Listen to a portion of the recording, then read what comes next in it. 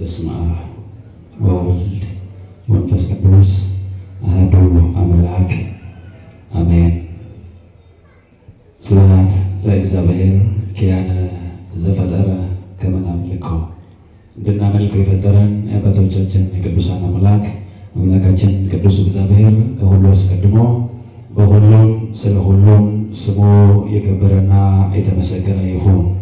ሳይደክም ሁሉን የሚሸከም ሳያጎድል ለሁሉ የሚሞላ ሳይዘገይ ለሁሉ የሚያስብ ሳይተኛ ሁሉን የሚጠብቅ ሁሉን በሁሉ የሚያደርግ ለሞት ያይደለ ለሕይወት ለማጣት ሳይሆን ለማግኘት ለድካም ያይደለ ለብርታት የጠራን ያሰባሰበን ዛሬም የእንደገና ዕድል የሰጠን ከኃጢአት ስፍራ ለይቶ በፍቅሩ ገመድ ስቦ በቅድስናው ተራራ ላይ ለስሙ እንድንዘምር ለስሙ ምስጋና እንድንሰዋ ስሙን ከፍ ከፍ እንድናደርግ ቃሉን እንድንሰማ የረዳን ሁልጊዜም የሚረዳን አምላካችን ቅዱስ እግዚአብሔር ከሁሉ አስቀድሞ በሁሉም ስለ ሁሉም ስሙ የከበረና የተመሰገነ ይሁን።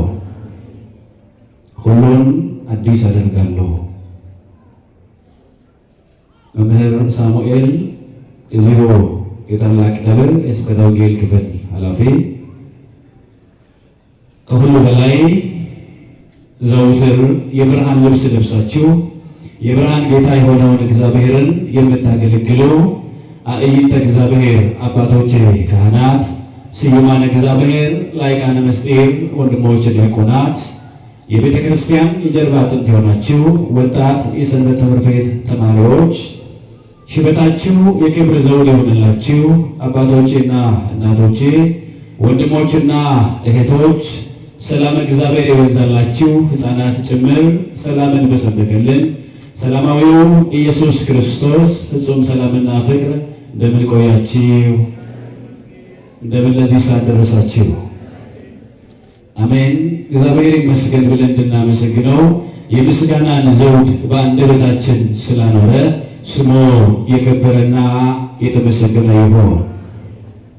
ሶርያዊ ሊቅ ታላቁ አባት ቅዱስ ኤፍሬም በውዳሴ ማርያም ድርሰቱ ሮያ ለድንግል ይትካህል ተነግሮ እስመ እግዚአብሔር መጻ ሀደረ ላይ ሊሃ እንዳለ ጌታ እግዚአብሔር ጌታ አዶናይ መርጧታልና በእርሷም አድሯል ከእርሷም ደግሞ ተወልዷልና የእርሷን ክብሯን ውዳሴዋን ተናግረን የማንፈጽምላት የመዳናችን ምክንያት የሐዲስ ኪዳን ኪሩብ የጸጋ ሁሉ መፍሰሻ እግዚአብሔርን ያየንባት ዓይናችን ከእግዚአብሔር ጋር የተግባባንባት ቋንቋችን እናታችን እናት ዓለም ጽዮን ድንግል ማርያም ስሟ የከበረና የተመሰገነ ይሁን።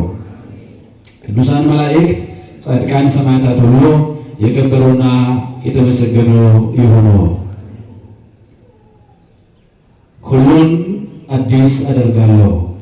የዮሐንስ ራእይ ምዕራፍ 21 ቁጥር 5። እንደ አምላካችን እንደ እግዚአብሔር መልካም ፈቃድ በዚህ መለኮታዊ እግዚአብሔር ቃል ላይ እግዚአብሔር ለዛሬ የሚያስተምረንን እግዚአብሔር ለዛሬ የሚነግረንን ቃሉን እንሰማለን። ለአበው ቀደምት ምስጢሩን ገልጦ እንዳከናወነ ለእኔም ለታናሽ ልጆ ምስጢሩን ገልጦ እንዲያከናውን ቅዱስ ጸሎታችሁ ታግዙኝ። እንኳን አደረሳችሁ፣ እንኳን አደረሳችሁ። ግን የከፋችሁ ትመስላላችሁ በመድረሳችሁ።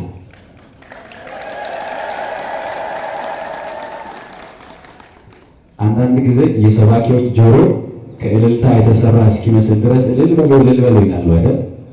ግን ቅዱስ ዳዊት እልልታን የሚያውቅ ሕዝብ ምስጉን ነው ይላል። ምንድነው? ለቅሶ የሚያውቅ አይደለም እኮ እልልታ። በድካም ውስጥም ቢሆን በሐዘን ውስጥም ቢሆን በመውደቅ ውስጥም ቢሆን በመነሳት ውስጥም ቢሆን በችግር ውስጥም ቢሆን ግን እልልታን የሚያውቅ ሕዝብ እርሱ ምንድነው? ኢትዮጵያዊ ደግሞ በእልልታ ይታማል እንዴ? ይታማል ወይ?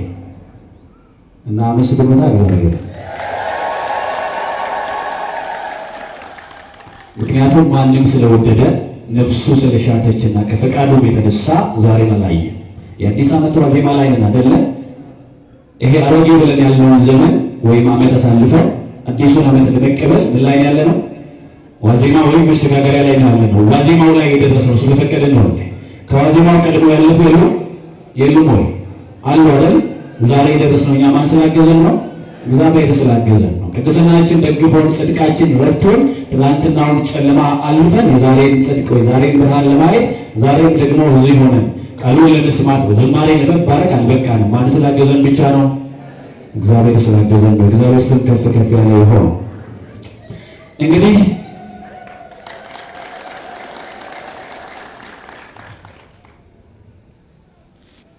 የድሃ ሰርገስ መስላችሁትና ለልታችሁ እሺ፣ እግዚአብሔር ከሁላችን ጋር ይሁን።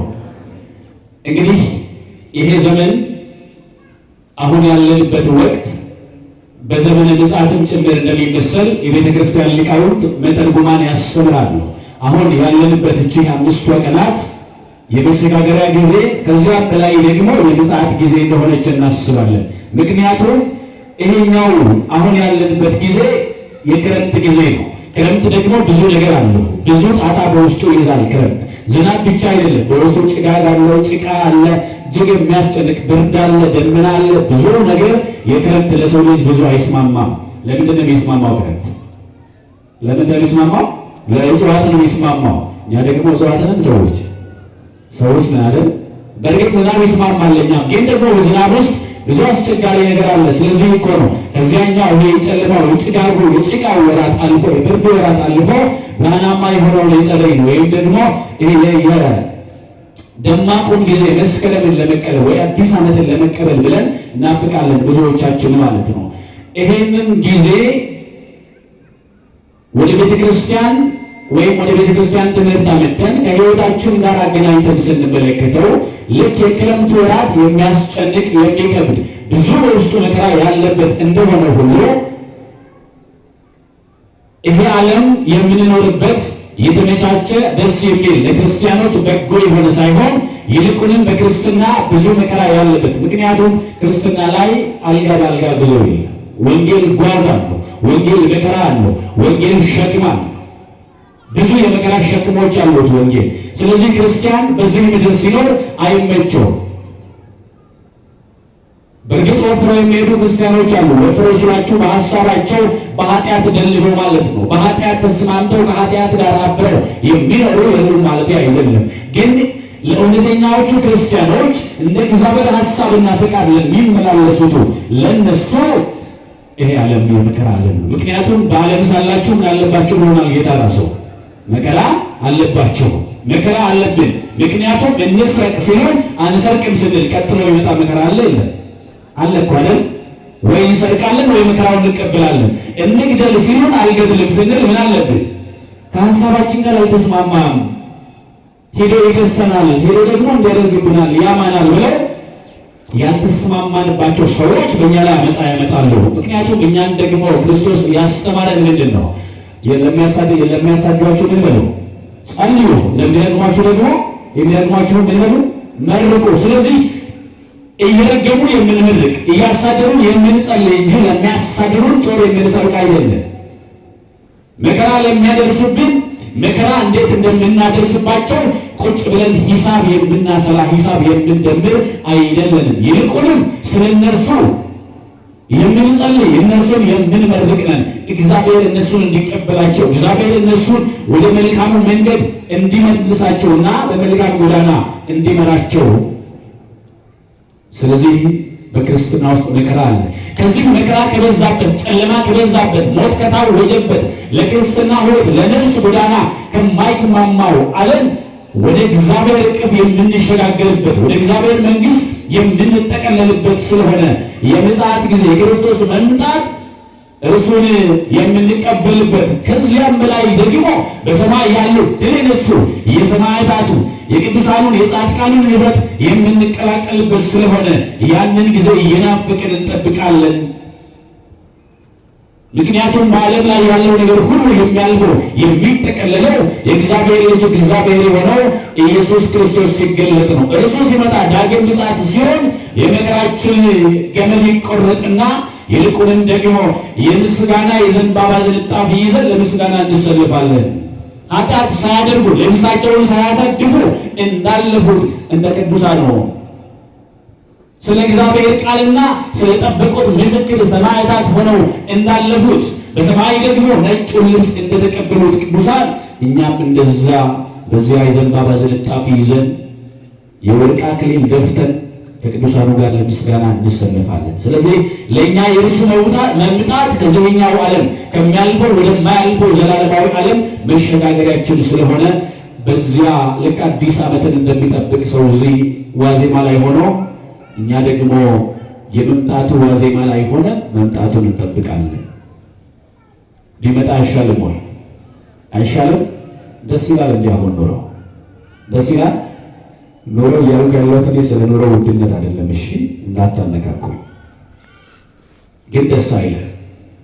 ኃጢአት ድንኳኑን የተከለበት አመፃ የበዛበት የንጹሐን ደም የሚፈስበት ምድር አቴል ዳማ የሆነችበት ንጹሐን ያለ በደላቸው ተፈርዶባቸው ወደ መቃብር የሚወርዱበት ሕፃናት በመጫወቻና መመረቂያ ዘመናቸው ያለ ዕድሜያቸው ሞት ተፈርዶባቸው የሚያልፉበት የሚጠቀለሉበት አረጋውያን በክብር ሊሸኙ ሲገባቸው የክብር ሞት ሲገባቸው በክብር ሽኝት ሊቀበሩ ሲገባቸው እናቶች መጦሪያ ዘመናቸው ላይ የድካማቸውን ፍሬ ሊበሉ ሊያዩ በሚገባበት ወራት ላይ ያለ አግባብ ታፍሰው ወደ መቃብር የወረዱበት ዘመን ነው። ይሄ ዘመን ደስ ይላል? ደስ ይላል? ደስ አይልም እኮ።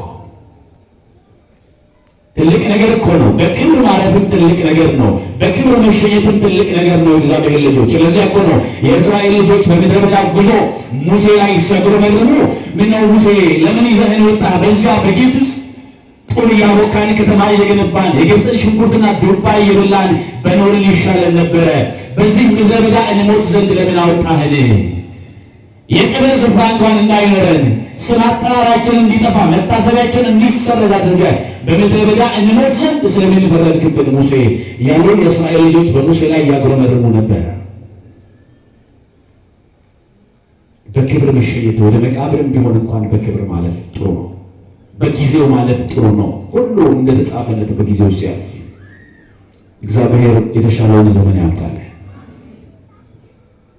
እንግዲህ ቅዱስ ዮሐንስ የዚህን የራእዩን መልእክት ሲጽፍ ከእግዚአብሔር የተቀበለውን ከእግዚአብሔር የሚሰማውን እንደዚህ መዝግቦልናል። ራእየ ዮሐንስ ምዕራፍ 21 ቁጥር 5 በዙፋኑም የተቀመጠው እነሆ ሁሉን አዲስ አደርጋለሁ አለ፣ ለእኔም እነዚህ ቃሎች የታመኑና እውነተኛዎች ናቸውና ጻፍ አለኝ ይላል። ሁሉን በዙፋን የተቀመጠው በዙፋን የከበረው በዙፋን ላይ ያለው እርሱ አልፋ ኦሜጋ የሆነው የዘላለም አምላክ እንዲህ ይላል፣ ሁሉን አዲስ አደርጋለሁ፣ እነዚህም ደግሞ የሰማሃቸው ቃሎች የታመኑ ናቸውና ጻፍ አለኝ ይላል። አሁን ሁሉን አዲስ የሚያደርገው እግዚአብሔር ይሄ ቃሉ የታመነ ይሄ ቃሉ የማይሻር መሆኑን በፍጥሞ ደሴት ቁጭ ብሎ ጦማር ለሚጽፈው ራእይ ለሚመለከተው ቅዱስ ዮሐንስ ይነግረዋል። እነዚህን ቃሎች የታመኑና እውነተኛዎች ናቸውና ጻፋቸው አለኝ ይላል። ሁሉን አዲስ እንደሚያደርግ ሁሉን እንደሚለውጥ ይነግረዋል። በእርግጥ የቱን ነው ሁሉን አዲስ አደርጋለሁ የሚለው? ምንድን ነው ሁሉ? በእርግጥ እኛ እንደምናስበው ሁሉ የተባለው በመረዳታችን ብዙውን የጨመረ ነገር ነው ወይ? የተፈጠረው ነገር ሁሉ የተፈጠረው ለማን ነው? ለማን ነው? አባቶች በትርጓሜ እንደዚህ ይላሉ። እግዚአብሔር አምላክ አዳምን ከመፍጠሩ በፊት ሌላውን ሁሉ ፈጥሯል አልፈጠረም? ፈጥሯል አይደል? አንድ ሰርግ የሚደግስ ሰው ወይም ድግስ የሚያዘጋጅ ሰው መጀመሪያ ድግሱን ከደገሰ ሁሉን ካሰናዳ በኋላ እድምተኞቹን ይጋብዛል ወይስ ቀድሞ ካዘጋጀ በኋላ ለእድምተኞቹ የሚገባውን የሚበሉትን፣ የሚጠጡትን፣ የሚያዩበትን፣ የሚዝናኑበትን ያለውን ሁሉ ካዘጋጀ በኋላ እድምተኞቹን ኑና ብሉ፣ ኑና ጠጡ፣ ኑና ደስታዬን ተካፈሉ፣ ኑ በሰገነቴ ላይ ተቀመጡ ብሎ እድምተኞችን ይጋብዛል። ልክ እንደዚህ እግዚአብሔር አምላክ ሁሉን ከፈጠረ በኋላ ሁሉን ካበጃጀ በኋላ ዓርብ ጠዋት ወይም ማለዳ አዳምን ፈጠረው። የተፈጠረው ሁሉ የተፈጠረው ለማን ነው? ለማን ነው? ለሰው ልጅ ለአዳም ነው። የእግዚአብሔር ልጆች ሁሉን አዲስ አደርጋለሁ ሲል እግዚአብሔር የሰውን ልጅ አኗኗር አዲስ አደርጋለሁ እያለ እንጂ ግዑዝማ ግዑዝነቱን አይለቅም እኮ። በራሱ ግዑዝ ነው። የተለየ ትርጓሜ የለውም። ለእንስሳት ቢሆን አዲስ የሚሆን አሮጌ የሚሆን ዘመን የላቸው። ለአራዊት ቢሆን ለአዕዋፋት ቢሆን ለእጽዋት ቢሆን አዲስ አሮጌ እያሉ ያለዋውጡት ዓመትም ዘመንን የላቸው። ሁሉ አዲስ የሚሆነው እግዚአብሔር ዘመንን አዲስ የሚያደርገው ግን ለማን ነው? ለሰው ልጅ ነው። ስለዚህ እግዚአብሔር ለኛ ሁሉን አዲስ አደርጋለሁ እያለን ነው። እርግጥ አዲስ እንዲሆን አዲስ የሆነውን ለመቀበል እኛ ዝግጁ ነን ወይ? ሁል ጊዜ ዓመት ሄዶ ዓመት ሲመጣ አሮጌው ዘመን አልፏል፣ አዲሱ ዓመት መጥቷል፣ እንኳን ለአዲስ ዓመት አደረሳችሁ እየተባባልን ስለ አዲሱ ዓመት አንስተን እንመራረቃለን። በእርግጥ እኛ አዲሶች ነን ወይ? እግዚአብሔር መሰለነው የተፈጠርነው። እግዚአብሔር ሰውን በመልኩና በአምሳሉ ፈጥሯል። እግዚአብሔርን የሚመስለው ሰው ግን ደግሞ ብዙ ጊዜ አሮጌ ሆኖ ዘመኑን ያሳልፋል። ነቢዩ ኤርምያስ በሰቆቃወ ኤርምያስ ምዕራፍ 3 ቁጥር 23 ላይ ማለዳ ማለዳ አዲስ ታማኝነትህ ብዙ ይላል። እግዚአብሔር ማለዳ ማለዳ አዲስ ነው፣ ታማኝነቱም ብዙ ነው። ስለዚህ እግዚአብሔር ማለዳ ማለዳ አዲስ ከሆነ የማይሰለች የማያረጅ በዘመናት የሸመገለ ሁል ጊዜ አዲስና ደግሞ የታመነ ከሆነ እኛ ለምን አዲስ መሆን አቃተን? ለምን ሁል ጊዜ ዘመንና ቁጥር እየለካን ስለ አዲስነት እናስባለን? እውነት ነው። አዲስ ዓመት ብለን ስንቀበል በራሱ ቁጥር ወይም ዘመን አሮጌና አዲስ የለውም። በዘመን ውስጥ አዲስ የሚሆን በዘመን ውስጥ አሮጌ የሚሆን በዘመን ውስጥ በንጽህና የሚመላለስ በዘመን ውስጥ ኃጢአት የሚያደርግ ከእግዚአብሔር የሚለይ ሰው እንጂ ዘመን በራሱ ኃጢአት የሚያደርግ ቁጥር በራሱ የሚያረጅ ቁጥር በራሱ አዲስ የሚሆን አይደለም። ስለዚህ እግዚአብሔር ዛሬም ሁሉን አዲስ አደርጋለሁ እያለ ለእኛ ይናገራል። ብዙ ዘመን ብዙ ጊዜ አዲስ ዓመት ለመቀበል ተዘጋጅተናል። የተለያዩ አልባሳቶችን በዓሉን የሚመስሉ ለበዓሉ ድምቀት የሚሆኑ ብዙ ነገሮችን አዘጋጅተን በዓል እናከብራለን። ብዙ ጊዜ ደግሞ በእኛ ሀገር ባህል ነጭ ይለበሳል። ነጭ ለብሰን አዲሱን ዓመት እንቀበላለን። መልካም ነው ነጭ መልበስ። ምክንያቱም በመጽሐፍ ቅዱስ ወይንም የመጽሐፍ ቅዱስን ትምህርት መሰረት አድርጋ ቤተክርስቲያናችን ብዙ ጊዜ ነጭ ለመልበስ ወይም ነጭ ልብስ የተለየ ስፍራ ትሰጣለች። ይህን ደግሞ በሰፊው መጽሐፍ ቅዱስ መዝግቦታል። ነጭ ልብስ ለምን እንደምንለብስ ነጭ ልብስ የምን ማሳያ እንደሆነ በሰፊው በዝርዝር ዘግቦታል።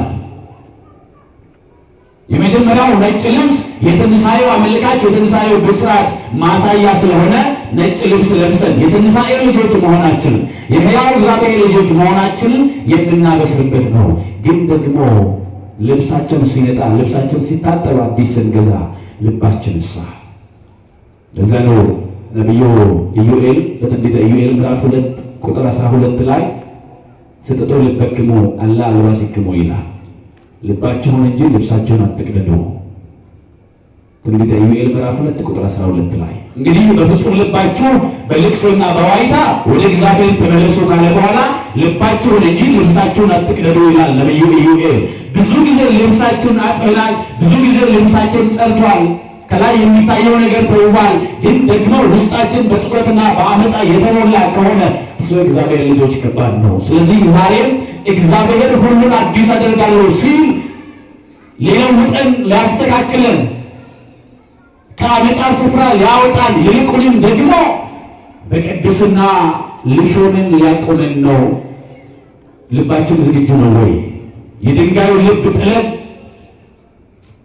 በስጋ ልብ በመንፈሳዊ ማንነት ለመመላለስ ዝግጁዎች ነን ወይ?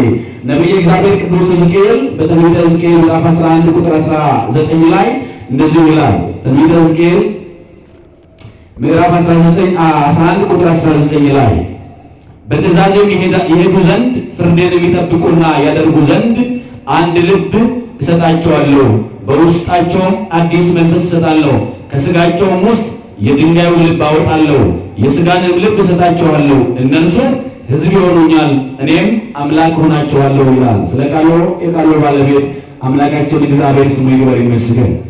እንግዲህ ይላል እግዚአብሔር በትእዛዜ ይሄዱ ዘንድ ፍርዴን የሚጠብቁ ዘንድ አንድ ልብ እሰጣቸዋለሁ አለ። የመጀመሪያው እግዚአብሔር ለእኛ አንድ ልብ ሊሰጠን ይፈልጋል። ስንት ልብ አልኳችሁ? ስንት ልብ? አሁን እኛ ስንት ልብ ነው ያለን? ሳትዋሹ በማርያም ሳትዋሹ ይላል። ቁጥር አለው? ቁጥር አለው ወይ? የለውም እኮ ብዙ ልብ ነው ያለን። እግዚአብሔር አንድ ልብ ይስጠን። ትእዛዝን እንዲጠብቁ ፍርዴን እንዲያደርጉ ፈቃዴንም ደግሞ እንዲሰሙና በዚያም እንዲመላለሱ አንድ ልብ እሰጣቸዋለሁ አለ። እግዚአብሔር ለልጆቹ ለሚያምኑት ለሚከተሉት አንድ ልብ ይሰጣል። ያንን ደግሞ በሐዲስ ኪዳን ሐዋርያት በጽድቅ ኖረውት አሳዩ። የሐዋርያት ሥራ ምዕራፍ 4 ቁጥር 32 ላይ ስናነብ ያመኑትም አንዲት ልብ አንዲት ነፍስ ነበረቻቸው ይላል። ስንት ልብ? ስንት ልብ? ስንት ነፍስ? ያመኑት አለ እንደ እግዚአብሔር ፈቃድ የተጠሩት የእግዚአብሔር ልጆች የሆኑት አንድ ልብ ነበራቸው፣ አንዲት ነፍስ ነበራቸው አለ። የእግዚአብሔር ልጆች ክርስቲያኖች ሊኖረን የሚገባው ልብ አንድ ልብ ነው። ያ ልብ ደግሞ የክርስቶስ ልብ ነው። እኛ ግን የክርስቶስ ልብ አለን አለ ቅዱስ ጳውሎስ። የፍቅር ልብ፣ የርኅራኄ ልብ፣ የደግነት ልብ፣ የበጎነት ልብ፣ ቸርነት የተሞላበት ልብ፣ ይህንን ልብ ሊኖረን በዚህ በአንድ ሐሳብ የተስማማን ልንሆን ያስፈልጋል እኮ የእግዚአብሔር ልጆች። ዛሬ እንደ በሶ የምንበጠበጠው ሰላም ያጣ ነው። ሁል ጊዜ የሞት ዜናና መርዶ የምንሰማው ጆሮአችን ሞትን የተለማመደው እኮ ልባችን ስለተከፋፈለ እኮ ነው። ነፍሳችን ስለተለያየች እኮ ነው። ሁልጊዜ ለጥፋት፣ ሁልጊዜ ለአመፃ፣ ለመጠፋፋት የምንዘጋጀው የእግዚአብሔር ልጆች አንድ ልብን ስላወጣን ስለጣልን፣ ይልቁንም ደግሞ ቀጥሎ የድንጋዩ ልብ ከነሱ አወጣለሁ፣ አዲስ መንፈስም አዲስ ልብም እሰጣቸዋለሁ፣ እነርሱም ሕዝብ ይሆኑኛል፣ እኔም አምላክ እሆናቸዋለሁ አለ። አምላክ እንዲሆናችሁ ትፈልጋላችሁ? ትፈልጋላችሁ ወይ? ከፊሉ እንፈልጋለን አለ፣ ከፊሉ ደግሞ ድምፀ ታቅቦ ነው ይሁን። እሺ እንኳን እኔ እሱን ማስገደድ አይችልም አለ። አይፈልግም ስለው ሁላችንም እንፈልጋለን አይደል? አንድ ልብ ሲኖረን ጥቅሙ የውላቸው እግዚአብሔር አይደለም። እግዚአብሔር ብናመልከው ክብሩ የሚጨምርለት፣ ባናመልከው ክብሩን የሚያጣ አይደለም። እኛ ባናመሰግነው እንኳን እርሱ ባህሪው እያመሰግነው የሚኖር የዘላለም አምላክ ነው። ግን ደግሞ ብናከብረው እኛ እንከብራለን፣ ብናመሰግነው እኛ እንሸልማለን፣ እኛ እንሾማለን። አንድ ልብ እንዲኖር የሚያስፈልገው የእግዚአብሔር ልጆች ለኛ ነው። እኔም አምላክ ሆናቸዋለሁ አለ፣ እነሱም ሕዝብ ይሆኑኛል። ግን ደግሞ አምላክ የምሆናቸው ሕዝብ የሚሆኑኝ አንድ ልብና አንድ ሐሳብ አንድ ነፍስ ሲኖራቸው ነው። የድንጋዩን ልብ ከእነርሱ አወጣለሁ አለ። እግዚአብሔር የድንጋዩን ልብ ከውስጣችን ያወጣልን። የድንጋዩ ልብ ያለማመን፣ የአመፃ፣ ያለመታዘዝ ልብ ነው። ብዙ ጊዜ እኮ ተነግሮናል። በምድር ላይ የተሻለ አመለካከት ወይም የተሻለ ብልጫ ያለው ወንዝ የለም። አባቶች ብዙ ጊዜ እኮ ነግረውናል፣ ግን አልሰማንም። ዛሬም ዘርዝራለን፣ አጥንት እንቆጥራለን፣ ደምን እንመረምራለን፣ ወንዝ እንቀጥራለን፣ የነገሌ እያልን ብዙ ክፍፍል እንሰራለን። አይደለም ወይ? አይደለም? እውነታው እኮ ይሄ ነው። ግን እግዚአብሔር አንድ አድርጎ ፈጥሮናል እኮ። ሁላችን ወደ ኋላ ስንመለስ ጥንዳችን አንዷ አዳም አንዷ ሔዋን። እኛ ደግሞ ብዙ መከፋፈል አስቀምጠን ግማሹን ምርጥ ዘር ግማሹን እንክርዳድ ደረጃ መዳቢዎች ሆነናል። እግዚአብሔር በሰራው በመልኩ በፈጠረው ላይ ይቻላል ወይ እንደሱ ማለት ይቻላል? አይቻልም እኮ። ክርስቶስ ከማይጠፋው ዘር ዳግመኛ የወለደን የእግዚአብሔር ልጆች ነን። ሁሉ በዚህ ምድር ላይ ያለው ዘር የትኛውም ዘር ቢሆን በሞት ተይዞ ወደ መቃብር ይወርዳል። ከመቃብር በላይ የሆነው ዘር የሞትን መውጊያ የሰበረው፣ የሞትን መውጊያ የቆረጠው፣ ምርኮን የማረከው፣ ሲኦልን ድል የነሳው ዘር እግዚአብሔር ልጅ ኢየሱስ ክርስቶስ ነው። ክብር ሁሉ ለስሙ ይሁን።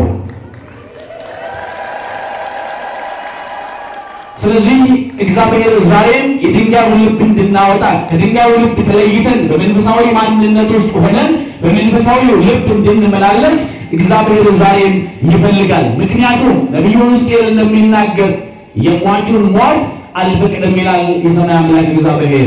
እግዚአብሔር ማንም ሰው እንዲሞት፣ ማንም ሰው ከቅድስናው እንዲጎድል፣ ከጽድቁ እንዲወድቅ አይፈልግም። ስለዚህ ሁል ጊዜ ልጁን እስኪልክ ድረስ መልእክተኞችን ወደ ዓለም እየላከ ያስተምራል። እግዚአብሔር ልጆች የሰማነው ቃል ለሕይወት ይሆንልን። ብዙ ጊዜ ሰምተናል። በተለያየ መምህራን፣ በተለያየ ትርጓሜ፣ በተለያየ አንድምታ፣ በተለያየም ደግሞ መንገድ ሰምተናል። ግማሹን በዜማ ግማሹን በትምህርት ሰምተናል። ግን በሕይወት ለውጦን እንድንኖር እግዚአብሔር በቸርነቱ ይርዳል። ይሄ ብቻ አይደለም። ዘመን ለመለወጥ ዘመን ሲለወጥ የዘመኑን መለወጥ የምንጠብቅ የምንቆጥር ብዙዎች ስለመሆናችን በዚያ ዘመን ቅዱስ ጳውሎስ በገላትያ ላሉት ክርስቲያኖች ወይም ደግሞ የአማኞች ህብረት እንደዚህ ይጽፍላቸው ነበር። የሐዋርያው የቅዱስ ጳውሎስ መልእክት ወደ ገላትያ ሰዎች ምዕራፍ 4 ቁጥር 9 እንደዚህ ይላል። ነገር ግን በዚያን ጊዜ እግዚአብሔርን ሳታውቁ በባህሪያቸው አማልክት ለማይሆኑ ባሪያዎች ሆናችሁ ተገዛችሁ። አሁን ግን እግዚአብሔርን ስታውቁ ይልቅስ በእግዚአብሔር ስትታወቁ እንደገና ወደ ደካማ ወደሚናቅም ወደ መጀመሪያ ትምህርት እንዴት ትመለሳላችሁ? እንደገና ባሪያዎች ሆናችሁ ዳግመኛ ለዚያ ልትገዙ ትወዳላችሁን? ቀንንና ወርን ዘመንንም ዓመትንም በጥንቃቄ ትጠብቃላችሁ። ምናልባት በከንቱ ለእናንተ ደክሜያለሁ ብዬ እፈራለሁ ይላል ቅዱስ ጳውሎስ። ነገር ግን በዚያን ዘመን አለ እግዚአብሔርን ሳታውቁ በባህሪያቸው አማልክት ለማይሆኑ ተገዝታችሁ ለእነሱ ባሪያዎች ሆናችሁ ኖራችሁ። አሁን ግን እግዚአብሔርን ስታውቁት እግዚአብሔርን ማወቅ ብቻ አይደለም፣ ይልቁንም በእግዚአብሔር ስትታወቁ እንዴት ወደ መጀመሪያውና ወደ ደካማው ትምህርት ትመለሳላችሁ? ዳግመኛ ባሪያዎች ሆናችሁ ለዚያ ትምህርት ልትገዙ ትወዳላችሁን ብሎ ይላቸውና ወርንና ዘመንን ዓመትንም በጥንቃቄ ትጠብቃላችሁ። ምናልባት ስለእናንተ በከንቱ ደክሜያለሁ ይላል ቅዱስ ጳውሎስ። ብዙ ጊዜ አስተምሬያችኋለሁ፣ ብዙ ጊዜ ነግሬያችኋለሁ። እግዚአብሔርን አውቃችሁታል፣ ደግሞ በእግዚአብሔር ታውቃችኋል አለ። በእግዚአብሔር ታውቃችኋል ማለት በክርስትናው መዝገብ በሰማይ መዝገብ ስማችሁ ተጽፏል። የሰማይ ጉባኤ አባላት ሆናችኋል። በእግዚአብሔር ፊት ታውቃችኋል። ቀድሞ እግዚአብሔርን ሳታውቁት በእርሱም ሳትታወቁ ከመዝገቡ ሳትገቡ ርቃችሁ ባላችሁበት ወራት አጥር ታጥሮ ከግንቡ ጀርባ በነበራችሁበት ወራት በባህሪያችሁ አማልክት ለማይሆኑ እንጨት ጠርባችሁ ድንጋይ ያለዝባችሁ ለጣዖታት እየሰገዳችሁ ባሪያ ሆናችሁ ኖራችሁ። አሁን ግን እግዚአብሔርን ስታውቁት ታላቅነቱን፣ ክብሩን፣ ኃያልነቱን፣ ሁሉም ቻይነቱን ስታውቁ ደግሞ በእግዚአብሔር መዝገብ ላይ ስትታወቁ እንዴት ወደ ደካማው ወደሚናቀው ትምህርት ትመለሳላችሁ አለ። ሰው አሁን ደካማ ወደ ሆነው ትምህርት ተመለሰ። ማርያምን ነው የምላችሁ። እኔ በጣም ይገርመኛል። ብፁዓን ሊቃነ ጳጳሳት ወጥተው በጎ ነገር ሲናገሩ የሚሰማ የለም። ጆሮ ዳባ ልበስ ጭንጭ። አባቶች ካህናት ብዙ ጊዜ ሲናገሩ የሚሰማ የለም።